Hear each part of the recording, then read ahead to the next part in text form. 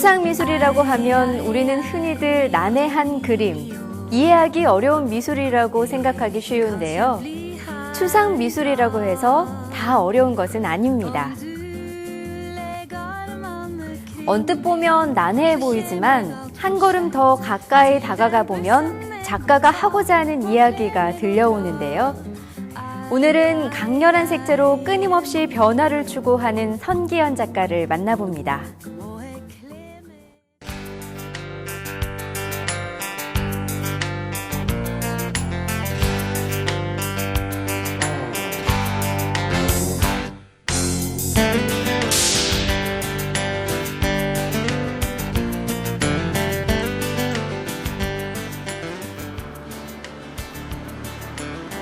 한때 이 거리는 전주의 제일 가는 번화가였습니다.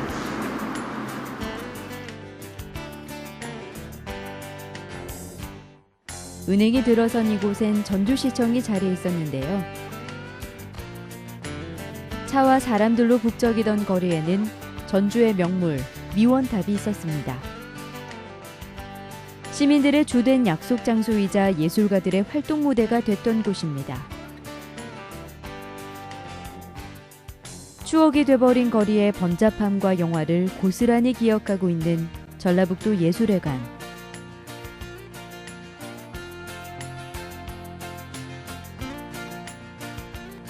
(20여 년) 동안 이곳에서 한결같이 작업을 이어온 이가 있습니다. 바로 선기현 작가인데요. 그의 작업실은 상상이 그림으로 재탄생되는 공간입니다. 그동안 선기현 작가는 개인전 15회를 비롯해 다양한 전시를 통해서 작품을 선보여 왔는데요. 그의 그림은 무엇보다 과감하고 강렬한 색채가 인상적입니다.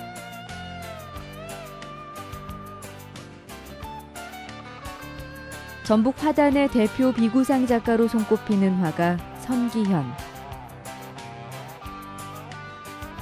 돈의 화단의 활성화라는 야심찬 가치를 내걸고 지난 1988년부터 지금까지 매년 한 해도 거르지 않고 26회나 전시를 이어온 3인전 작가의 한 사람이기도 합니다. 그런 그가 예술회관 1층 전시실에서 3년 만에 개인전을 선보이게 됐습니다. 한달래쓰기라고 하기도 하고 푸시아라고 하고 이번 전시의 주제는 봄, 여름, 가을, 겨울입니다. 이는 작가가 오랜 기간 천착해온 시리즈입니다. 이번 개인전에서 선보여지는 봄, 여름, 가을, 겨울의 이 시리즈는 언제부터 선보여지게 됐나요? 제가 아마 10회째, 지금 15회째인데 10회째 개인전 할 때니까 한 2003년 정도 될까요? 그때부터 제가 지금 계절 시리즈로 작업을 쭉 해오고 있습니다. 그래서 이번에도 역시 사계절을 타이틀을 두고 부제는 이제 여러 가지 이제 뭐 상황에 따라서 그 부제를 붙여가지고 이번 전시를 하게 됐습니다.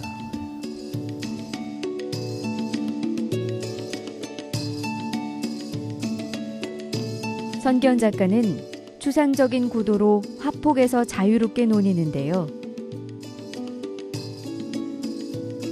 작가만의 삶과 일상이 구체적으로 혹은 은유적으로 압축돼 표현되어 있습니다. 네, 추상미술하면 그냥 자유롭다라는 걸 가장 먼저 떠올리게 되는데 매력이 있다면 어떤 점을 꼽을 수 있을까요? 우선 그림을 일단 순수 회화 쪽에서 맥락을 크게 이제 두면은 회화 쪽에서 구상이 있습니다. 어떤 사물을 보면 알 수가 있어. 아, 저건 화분을 그렸구나, 꽃을 그렸구나, 나비를 그렸구나. 이게 이제 일반인들이 볼 수 있는 게 있습니다. 그게 이제 구상. 그 다음에 저게 나비 같기도 하고, 저게 벌 같기도 하고, 아스무레하게, 그렇지만 어느 정도에 대한 생물체라고 느낄 수 있다. 그 정도 되는 것을 갖다 반구상, 반추상, 뭐 이렇게 말을 할 수가 있어요. 그 다음에 봐도 아무건 줄 모르겠어. 저게 뭘 표현했는지. 캔버스에 물감이 발라져 있다. 그 정도만 표현이 되고, 각자들 개인에 따라서 주관적인 해석을 할 수 있게끔 만들어버린 게 이제 추상이라고 합니다. 그래서 또 어떤 부분을 추상이 있으면 이걸 전부 다 또 아우르는 게 있어요. 그게 이제 비구상 계열이라고 하는데요.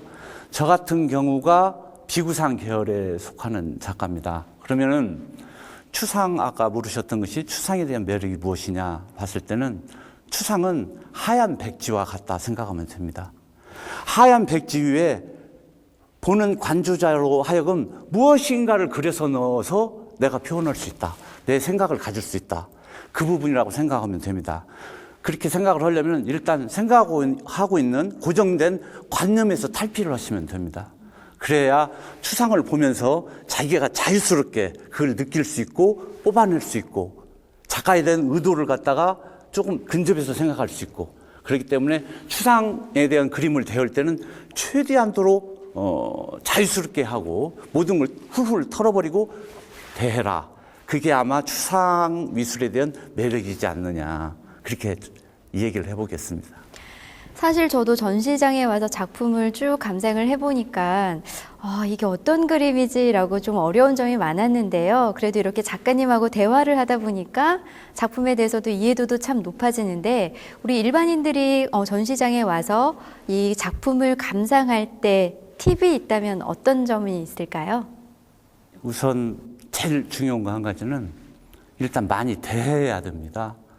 일단 작품을 많이 대해야 되고, 클래식 음악도 자주 들어야 되듯이 작품도 많이 대해오면은 다가오게 돼 있습니다. 그런데 그것보다도 더 중요한 것이 또 한 가지가 있는데, 작가와의 대화입니다. 그래서 일반 그 관객분들이나 이런 분들이 작가하고 자기와의 거리를 본연이 자기가 갖고 갑니다. 그래서는 안 되고, 작가들이 있으면 물어봐야 됩니다. 그냥 이거 무슨 뜻으로 그러셨어요? 그러면 이제 작가 나름대로 얘기를 해주겠죠. 이렇게 이제 소통이 돼야 되는데, 그런 부분을 생각지 않고 대부분의 관객들이 작가와에 대한 거리감을 많이 느끼시는 것 같아요. 그래서 아마 그런 부분을 많이 그림을 접하기, 작가와의 대화를 좀 하고 같이 밀접하게 소통할 수 있는 그런 기회가 아마 그림 감상으로 가는 지름길이지 않느냐, 그렇게 생각을 합니다.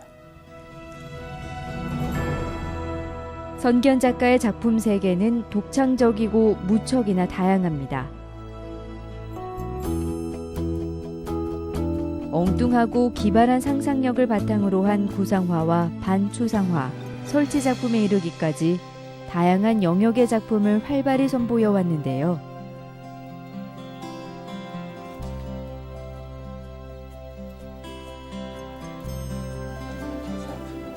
이번 전시에서도 작가 특유의 실험 정신이 엿보입니다.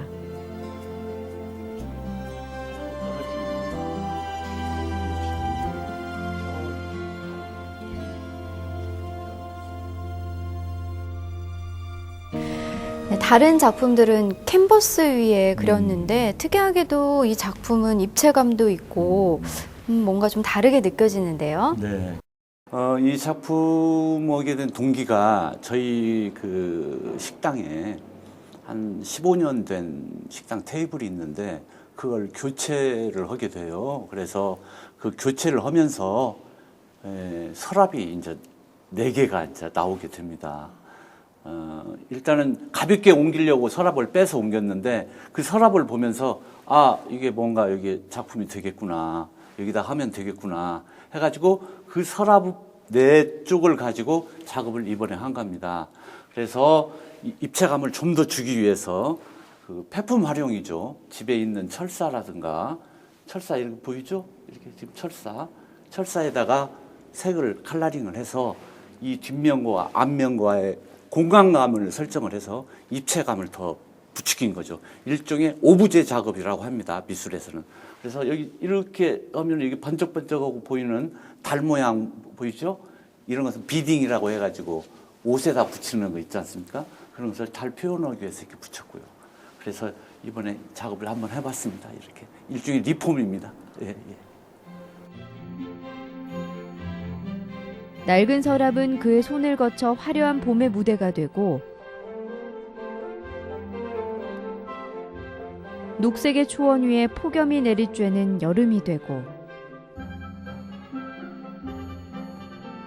온통 노란빛으로 물든 가을이 되고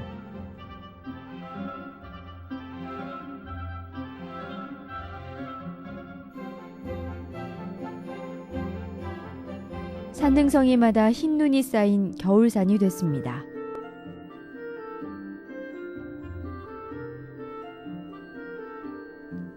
개인전을 통해 오랜만에 관객과 소통에 나선 선기현 작가. 이번 전시에서도 그의 도전과 실험 정신이 빛을 발하는데요. 다양한 재료와 물감이 어우러져 보는 재미를 더합니다.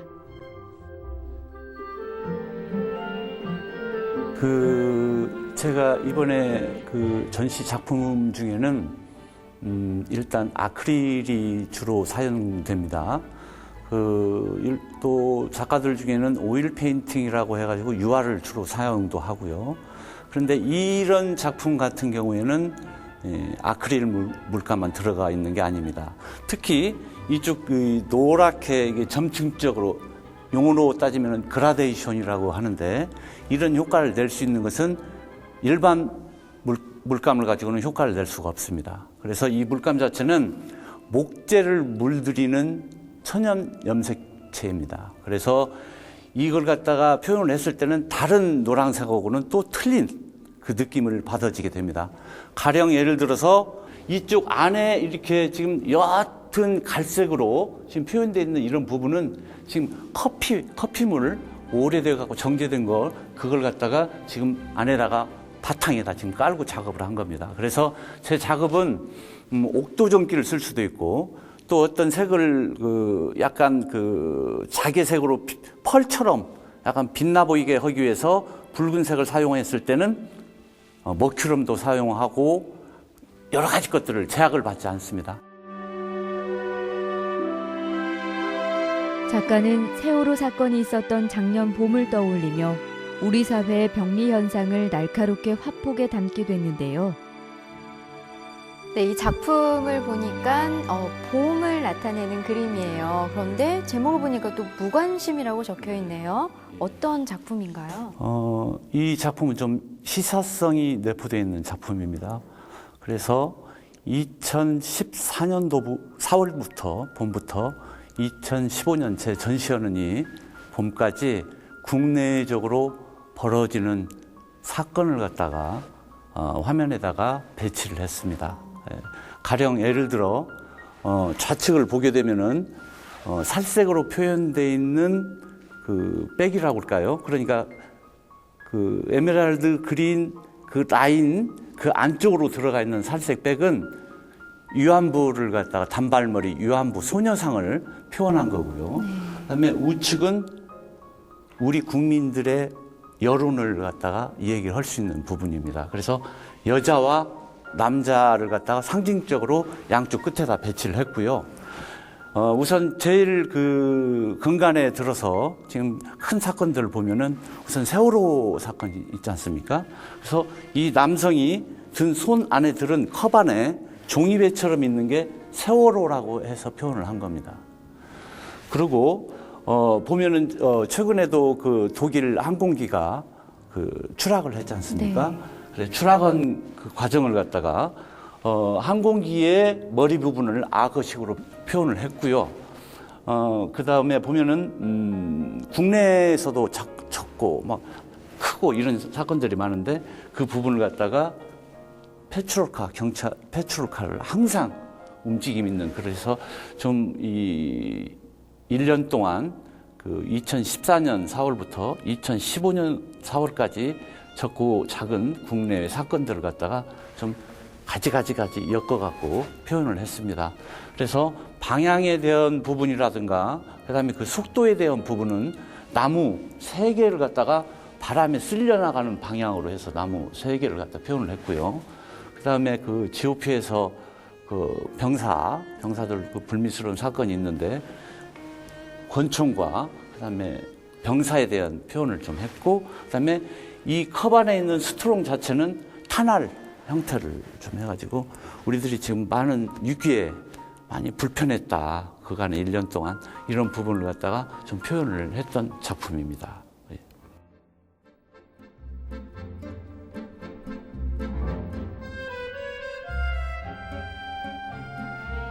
산뜻함이 전해지는 이 작품도 사계 중 봄을 그린 겁니다.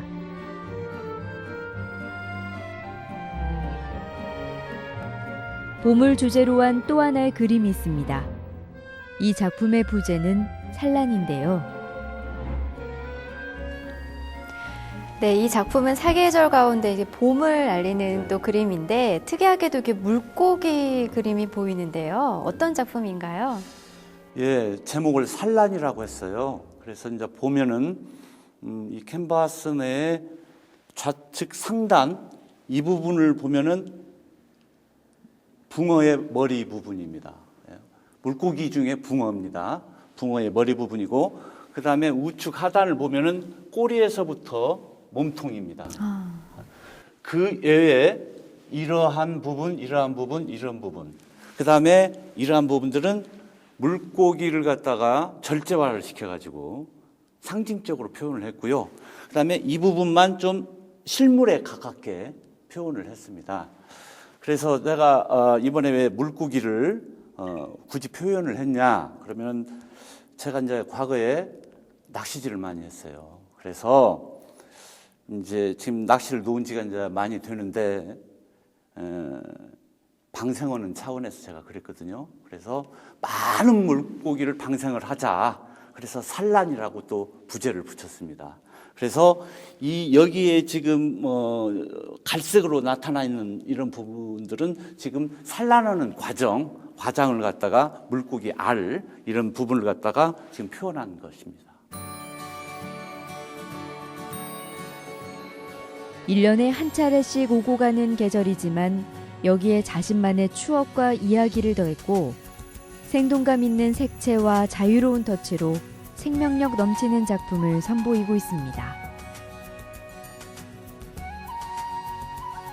작은 얼음 조각이 무수히 그려진 이 그림은 여름을 담은 겁니다. 이 얼음 때문인지 시원한 여름을 연상해 볼 수 있는데요.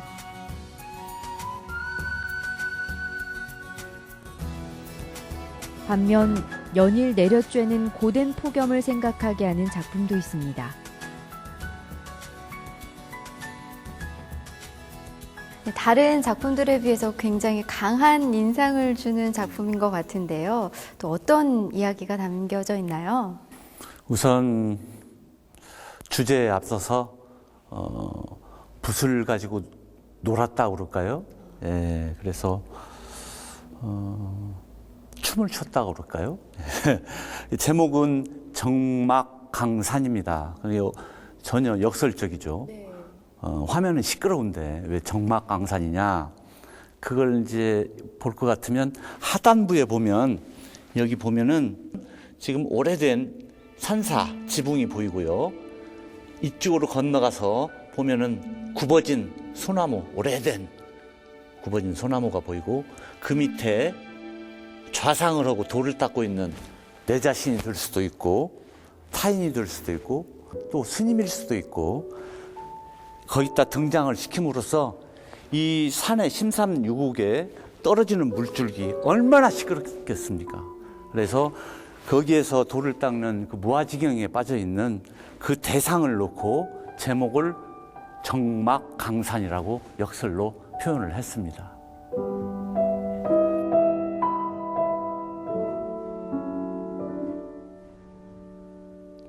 가을 소풍을 앞둔 아이의 들뜬 마음으로 가을이란 계절을 이야기한 작품도 만나볼 수 있습니다.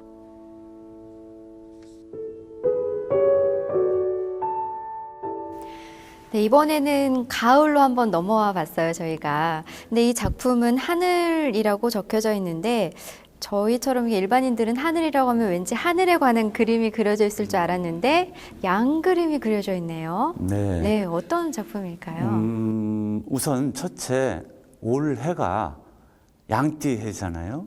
그래서 양을 일단 담아봤고요. 그 다음에 이 가을이라는 부분에서는 무엇보다도 색깔로 따지면은 은행잎처럼 노랗잖아요. 그래서 노란색 위주로 다뤘고요. 그다음에 그 하늘에 전괄자도 있고 염소자도 있고 그렇지 않습니까?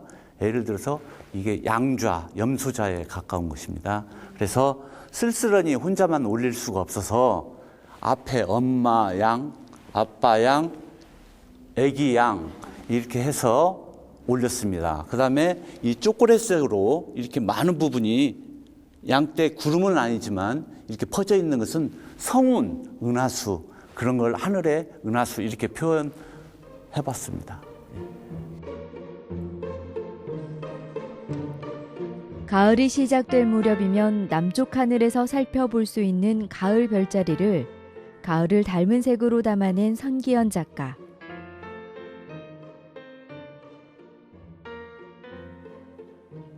가을 밤하늘을 자신만의 색채와 느낌으로 그려낸 작품도 있습니다. 반짝이는 달빛과 별빛의 기운을 받는 땅의 생명체도 화폭에 함께 담았습니다.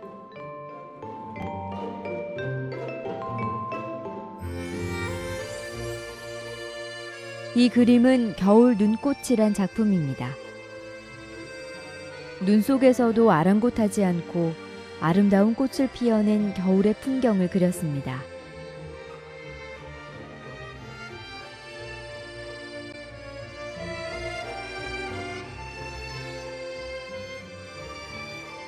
이처럼 그의 화폭에선 각 계절마다의 추억과 이야기가 연일고 피워지고 있습니다.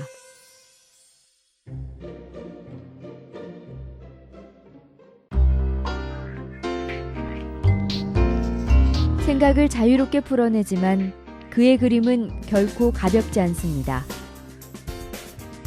오랜 생각을 바탕으로 화폭 위에서 짧은 순간 자유롭게 논이는 화가 선기현. 그림과 함께한 40년. 여전히 그의 작품엔 여느 청년 못지않은 에너지가 담겨 있습니다. 타고난 본질이 어쩔 수 없는 화가이기에 선기현 작가는 앞으로도 이 화폭 앞에서 자유롭게 논으며 묵묵히 한 길을 걷겠다고 하는데요. 그의 큰 춤판이 어떻게 전개될지 궁금해집니다.